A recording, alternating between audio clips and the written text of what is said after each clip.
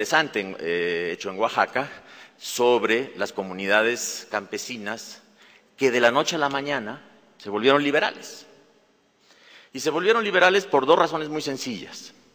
La primera, como una política de inserción, toda vez que tenían una representación propia.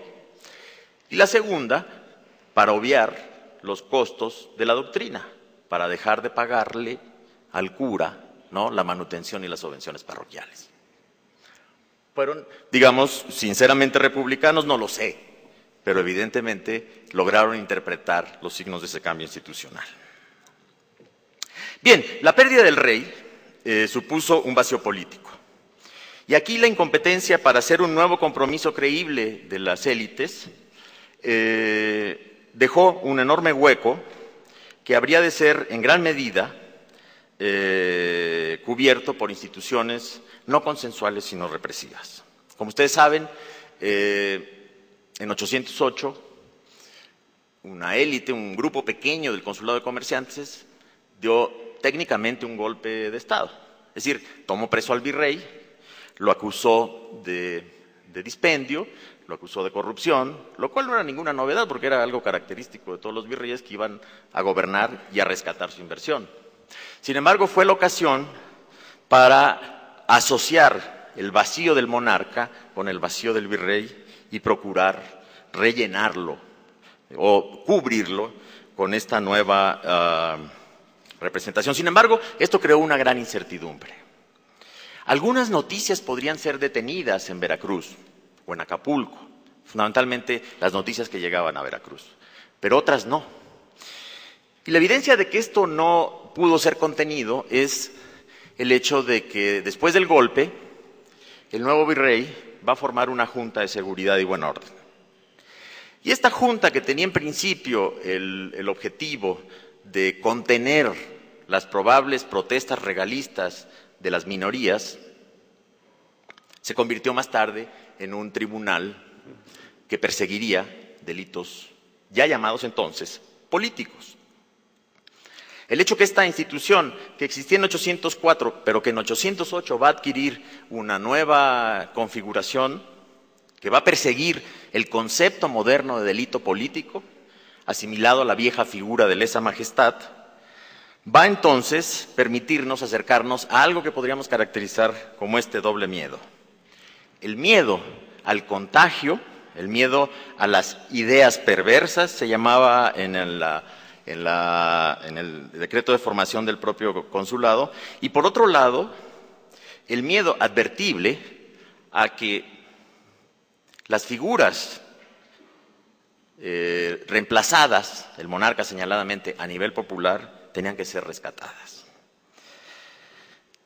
Del Humón nos recuerda que no solamente los individuos considerados de manera aislada, sino también las colectividades y las civilizaciones están permanentemente embarcadas en un diálogo con el miedo. Canetti nos sugiere que el miedo de los hombres tiene que ver con lo desconocido. Y el miedo de la época, entre 1808 y 1810, está dado precisamente por desconocer lo que está ocurriendo. Esta junta, y aquí me dedicaré más a, si tengo oportunidad, de plantear un par de casos, un poco para aterrizar todo esto y darle la voz a los procesados de la época. Esta Junta Auxiliar de Seguridad y Buen Orden tenía una función esencial, ¿no? Decía, por un lado, establecer una corte con las élites, aquellas que estaban con el golpe de Estado, y quienes no estuviesen, entonces, disciplinarlos. En el bando de Constitución se establecía que la función sustantiva de esta Junta era preservar de cualquier contagio los puros sentimientos generales de unión, orden y fidelidad, animados por un odio santo a las perversas maquinaciones del enemigo. Por el amor más justo a nuestro desgraciado monarca, se referían evidentemente a Fernando VII, y por la sumisión más respetuosa a la sabia Junta que gobierna, la Junta de Sevilla, la nación en su real nombre. Era una conexión entonces, como nos lo mostró en su momento el profesor Anderson, a este vínculo, este péndulo ¿no?, de escenarios de disidencia, americanos en un momento, españoles en otro momento, etc. El tribunal se había propuesto proceder en contra de todos los que intenten alterar, decía, estas solidísimas bases de felicidad pública. Me refiero, por supuesto, a la unión, al orden y a la fidelidad. Sean cuales sean, decía, los medios de que se valgan, sin excepción alguna de clase, estado o fuero. Es técnicamente una ruptura del principio de privilegio que se expresa en esta reacción, digamos, miedosa, en esta reacción de las élites novohispanas. Hay el interés, evidentemente, de establecer un nuevo código de obediencia, y este código de obediencia, en ausencia del rey, no iba a reparar en privilegios, no iba a reparar en el viejo orden corporativo. Nos gustaría, si ustedes me lo permiten, plantear dos casos de el acervo de esta junta. Es un acervo de alrededor 1.500 volúmenes, hay, no sé, unos 5.000 casos interesantes, y constituyen, Eric Van John ha escrito un texto, The Other Rebellion, constituyen un gran fresco sobre todas las formas de disidencia y de participación a nivel popular y a nivel de las élites. Es un acervo sensacional. Aquí yo me voy a ocupar solamente de dos casos. Uno de ellos tiene que ver con este juego, este miedo que nos dice Delumeau, entre obediencia y disidencia. Este miedo con que un discurso de obediencia está construyendo el discurso de la disidencia. En agosto de 1808 se siguió un proceso a don Manuel Peinbert, un escribano público de la jurisdicción de Huichapan, en el centro de México, al que se le acusa de escribir y distribuir proclamas y anónimos, en opinión de la Junta de Seguridad, subversivos. Fue procesado en 1809 por la denuncia del párroco de su pueblo. El inculpado fue aprehendido en Jilotepec, juzgado en la capital del reino entre marzo y julio de 9. Desde luego negó su responsabilidad, pero no es lo más importante eso, sino que entró en un proceso de defensa de sí mismo que lo llevó a negar por locura lo que decía que eran sus argumentos. ¿Qué suplía este personaje? El vacío de información. ¿Qué escribió? O por lo menos, ¿de qué fue acusado? Acusaba a los españoles, a los gachupines, de la corrupción, no del virrey, sino del sistema, porque lo que privaba era la venta de oficios, según él. Y el rey era la cabeza de este proceso de corrupción. Y decía que como su plaza es por término vender subdelegaciones y empleo para saciar su codicia, y de cada uno de estos y los compradores, ¿qué amor ha de tener este vasallo, ni a aquel, pues a más de tiranos, no es señor natural, ni premia el mérito del hombre? Tres elementos fundamentales, si se fijan en una combinación en este discurso, ¿no? Por un lado, lo que toma el discurso de la élite, dice: la venta de cargos, la corrupción que representa el virrey es una corrupción del conjunto del sistema. Dos, no es un señor natural. ¿Dónde está la fidelidad, el vínculo fundamental que vamos a tener con él? Es ajeno. Y tercero, una línea de corte, si se quiere, protoliberal, no premia el mérito. En un segundo discurso, los papeles acompañan al expediente, se refería a lo ocurrido en la Junta de Sevilla,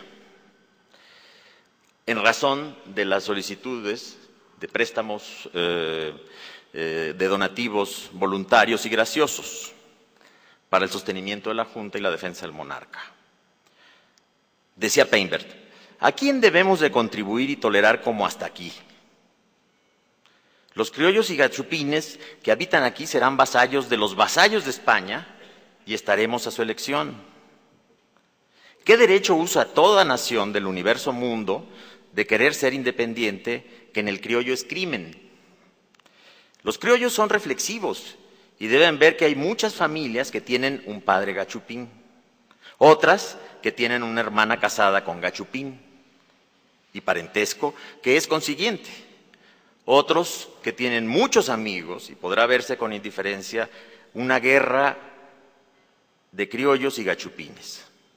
Los primeros procurando su bien propio y el de los segundos, quienes a porfía y con las armas en la mano quieren sostener su infelicidad y la de los otros. Un discurso extraordinariamente, me parece, elocuente de la independencia respecto a esta visión diádica que la historiografía ha marcado del conflicto entre criollos y peninsulares. Hay un fondo, mucho más en esta cultura popular, mucho más elocuente, transparente, que pone en una misma condición a criollos y peninsulares. Sin embargo, en ese documento también habla de una suerte de conciliación. Dice, para los criollos y por las razones dichas, debe ser indiferente que nos gobierne gachupín o criollo. El golpe fue realizado por criollos. Y para el que no lo fuere, que piense en que en gachupín engendra criollo. Y así dificultad que por sí sola se vence, debe ser como asenté indiferente, porque el primero gachupín y el segundo y cuantos le sucedan serán criollos. Hace una analogía sobre la identidad colectiva fijada en esa ambigüedad de condiciones étnicas. Más adelante apunta, los mismos enlaces hay y habrá de indios y criollos, ¿no? Una ecuación difícil que más tarde se demostró que más bien fue la representación de la dirigencia insurgente. Y si no, diga qué criollo no tiene de gachupín e indio. Las comodidades son comunes a indios gachupines y criollos, y así diremos, todos somos indios, y lo dijo mucho antes que Marcos. Todos criollos o gachupines, y todos caminaremos a un fin, y si nos desunimos, seremos víctimas unos de otros, y el enemigo, quizá aprovechando la ocasión, nos hará más infelices y conquistará con facilidad el reino. Y así, abrid los ojos y reflejad en el principio miedo y fin que nos haremos dichosos y fuertes, irresistibles unos con otros, siendo obedientes y dóciles a cualquiera que se nombre por cabeza o cabezas soberanas si fuese junta. Bien, Peinberg tiene o se le adjudican de puño y letra anónimos más elocuentes y más, sobre todo anónimos que conforme la velocidad que se iban produciendo los hechos en España, llamaban a la fidelidad, pero después, digamos, por los cambios que se habían producido en la península, resultaron extraordinariamente subversivos. El criado de Peinberg, Manuel Cortejano, un joven de 23 años, indígena también, de Jilotepec, fue otro testigo adicional de estas proclamas. ¿Qué sentido tenían?, se le preguntó. Y por supuesto el indígena se defendió diciendo que, dada la cortedad de su talento, no conoció que pudiera ser de malo, porque él era el que hacía las entregas, omitiendo la denuncia según su propia declaración. Ahora, Peinberg, cuando fue interrogado, se declaró malo de la mente, ¿no? Es decir, un recurso frecuente